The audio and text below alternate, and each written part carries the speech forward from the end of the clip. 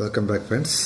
ఫైనల్లో India New Zealand మ్యాచ్లో ఓవరాల్గా అటెండెన్స్ వచ్చి అంటే స్టేడియం కెపాసిటీ వచ్చి 1,25,000. మరి పొద్దున పూర్తిగా స్టేడియం నిండిపోతుంది అంటే నిండిపోతుందని చెప్పాలి.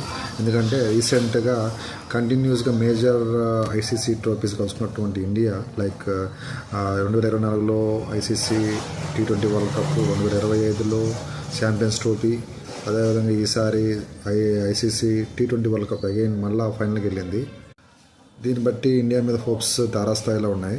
బట్ ఎవరైతే ఏ టీం అయితే ప్రెజర్ తట్టుకొని లాస్ట్ మినిట్లో వాళ్ళు ప్రెజర్ తగ్గట్టుగా ఆడి కలుచుకొని హ్యాండిల్ చేసి గెలుస్తారో వాళ్ళే T20 వరల్డ్ కప్ని కైవసం చేసుకుంటారు. కానీ ఎప్పటి నుంచో ఊహిస్తున్నటువంటి న్యూజిలాండ్కు ఈసారి కప్పు గెలుచుకుందో లేదో చూడాలి. ఎందుకంటే భారత్కి ఆల్రెడీ చాలా కప్స్ వాళ్ళ ఖాతాలో ఇంకో కప్పు యాడ్ అవుతుంది. న్యూజిలాండ్కి మాత్రం ఇది చిరకాల వాంఛ. Let's see